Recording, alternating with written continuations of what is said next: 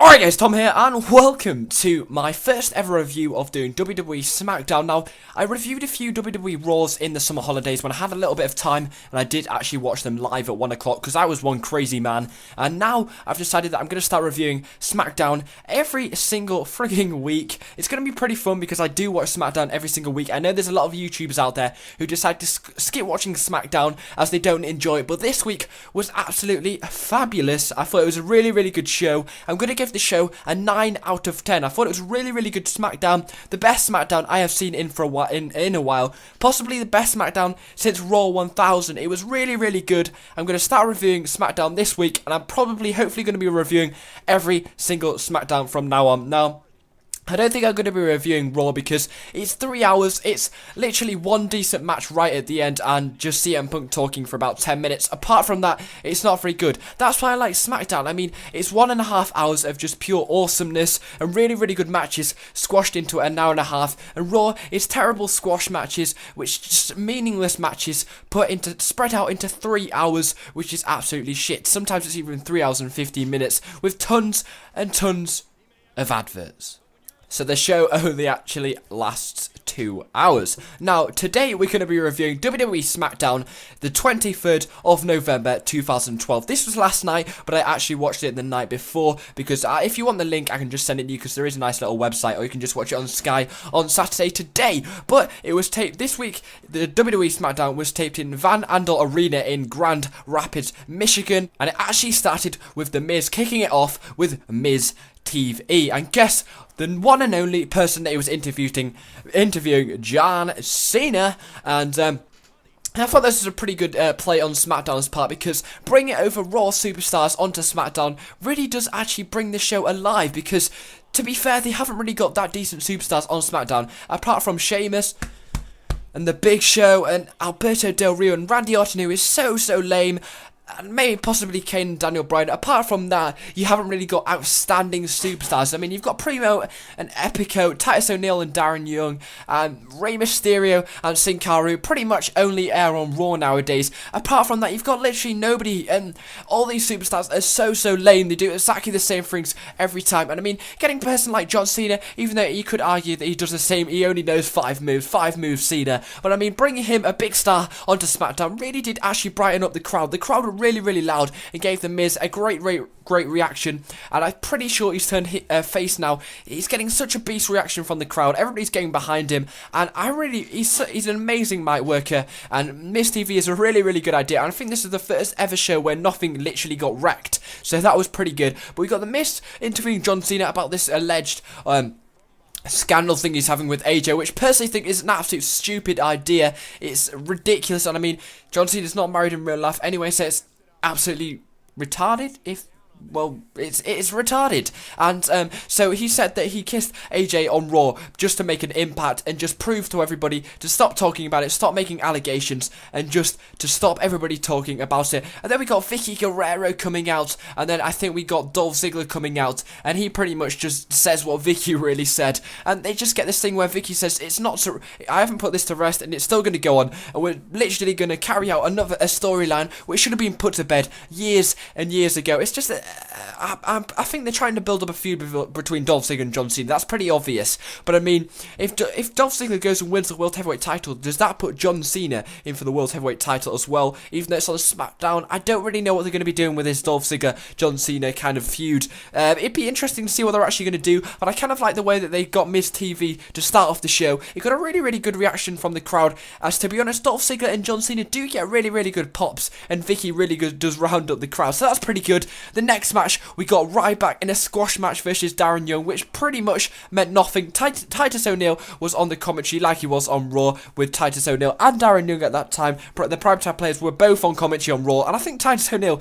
is a pretty decent commentator. And it was pretty good. I mean, the match was pretty obvious that Ryback was going to win, and of course he did. He squashed him, and then came in, and then Titus O'Neil literally just threw down the mic like any guest commentator does, went into the ring, a stupid play on his part, and tried to start beating up Ryback, and then again, he got shell-shocked as well. And pretty much that was a squash match. It was an okay match, but Ryback matches are so similar. He goes for the knee hook clothesline, waits for them to get up, gives them a shell shock, and that's pretty much it. I mean, yeah, that's pretty much it. Then the next match was R-Truth versus Antonio Cesaro, and it was R-Truth versus Antonio Cesaro, and R-Truth won Antonio Cesaro. He did actually lose to Antonio Cesaro Survivor Series on Sunday, but R-Truth defeating Antonio Cesaro is a great win for R-Truth. So the next match was Alberto Del Rio versus Sin Cara, the two Mexico beasts going one-on-one. We got the blue lighting, of course. I don't really know why they do this effect. It's kind of annoying to watch, but it was a really good match. One of the best matches of the night. I thought it was really good. I personally, my liking for Alberto Del Rio as a natural performer in the ring has grown and grown. He's a really good performer, and this match was absolutely amazing. Alberto Del Rio managed to get the win over Sin Cara. Sin Cara went for a move off the top rope, and Alberto Del Rio managed to reverse it whilst he was mid-air to get him in the cross arm breaker. It was a really good match, and I really liked the ending. It was pretty original as well, going in the cross arm breaker from the top of the rope. A really good match, probably my favourite match of the night. I definitely give that match a 9.5 out of 10. It was really good, but kind of meaningless at the same time, because these guys aren't really going for anything. Sin Cara's in a tag team with Rey Mysterio, and Alberto Del Rio's kind of in a feud with Randy Orton, so I don't really know where they're going with that, apart from they were in a tag team match at Survivor Series. The next match was, of course, Big Show versus Kane and Daniel Bryan in a 2-on-1 handicap match. However, it is a tag team handicap match. I don't really like these matches. I kind of like the 2-on-1 where it's literally both of them in the ring at the same time. But Daniel Bryan literally owned this match. It was Daniel Bryan for about the first 10 minutes, and then Kane came in the 10th minute and pretty much went for the chokeslam, and then of course Daniel Bryan, the confusion in the tag team, tags himself in, and then Kane just casually walks off up the ramp, and then Big Show, of course, gets him in the chokeslam. Big Show wins, and then Kane comes back to the ring, and when Big Show tries to give Kane a WMD, Daniel Bryan comes to the rescue and kicks the Big Show, and then Big Show rolls out the ring. And all the time that we had this match, Sheamus was watching up on the stage. It was not on the stage, on this like little balcony thing with a beer, but it was kind of bad acting, because every time the camera went on him, he said something which would obviously get a reaction on the people watching on the TV, which I kind of thought was a bit stupid and a bit lame. But we also got him sitting next to the one and only William Regal, both British, which is pretty awesome. The next match we had was Kofi Kingston versus Damien Sandow. It was for the Intercontinental title. To be honest, it was pretty obvious Kofi Kingston was going to win. If you ever have a title match on SmackDown, the person who's going up against is never going to win. The challenger is never ever going to win. I don't agree with championship matches not on PPVs. I think it's completely pointless of having a PPV if you're just going to have a title match on a normal weekly show, but we don't get them a lot, and it was pretty obvious that Kofi Kingston was going to win. They're not going to give it to Damien Sandow, who is currently in the tag team division with Cody Rhodes in Rhodes Scholars, even though Cody Rhodes is injured at the moment,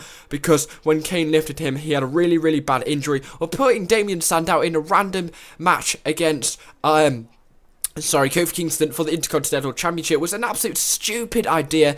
He has nothing against Kofi Kingston. It was a really stupid idea, and to be honest, Wade Barrett was on commentary, and he did a really good job. Wade Barrett's at the side from Preston, England. I love Wade Barrett. He's such a beast. He was watching at the side and cut a promo at the end of the match and basically announced that he was going to take that title off Kofi Kingston. He doesn't deserve to have that championship because he's so bad. But to be honest, Kofi Kingston is really lame. Everything he does in the match is just so obvious, and he just does the same thing every single match. I actually kind of like Damien Sandow, but I don't think he's the greatest of actors. He can't sell moves at all. The match was completely pointless. It's just a simple squash match for a championship, which is kind of weird, but it was obvious Kofi Kingston was going to win. A very poor match, and probably the poorest match. Maybe the Ryback match was the poorest. We then got an announcement that Michael Cole will interview the three weirdos, which basically literally put Ryback through a table on Survivor Series, and then on Monday Night Raw put him through the table. Yes, again, a duplication of what happened the night before. Roman Reigns, Dean Ambrose, and Seth Rollins from NXT are going to be interviewed by Michael Cole, which is absolutely awesome. It's going to be really good. Looking forward to that. I want to hear what they're going to say. They did actually attack, I think it was who was it? Oh, I can't remember. They attacked somebody on Main Event, which I saw a few pictures of that. I don't watch Main Event because it's shit, but it's not like a show. like a brand, so I don't really watch it, but I saw that I think it was Justin Gabriel they attacked randomly on main event, which is a bit strange. I thought they were just going to attack Ryback, but taking out Justin Gabriel out of anybody, it's a bit of a strange one. I'm actually looking forward to them actually describing why they did that. The next match was Dolph Ziggler versus Randy Orton. Randy Orton is so obvious what he's going to do, and then you had Dolph Ziggler. It was a match out of nothing really, carrying on their feud they had before Randy Orton kind of went up against Alberto Del Rio. It was kind of feud from Night of Champions, and Dolph Ziggler got a really random win. When he won, I was like, whoa, because Randy Orton was completely controlling this match. He did look a bit out of it at the start of the match, but Ziggler just got a simple rollover pin to win, and he actually blocked the RKO just before he got that. And then, out of nowhere, Alberto Del Rio and Ricardo Rodriguez came up, and Randy Orton managed to hit the RKO onto Ricardo Rodriguez out of nothing. It's like he knew he was there. Oh wait, he did. And then Del Rio escaped, and he kind of pussied out. He was staring down at Randy Orton, who was actually in the ring for a few seconds, and then pussied out. And then we went up to the ramp, and we saw John Cena came out from out of the arena and managed to get an STFU on Dolph Ziggler. And then we just got loads of referees crowding Dolph Ziggler, and it was pretty chaotic to finish off the match. And then that was pretty much SmackDown finished off. I thought the match was okay.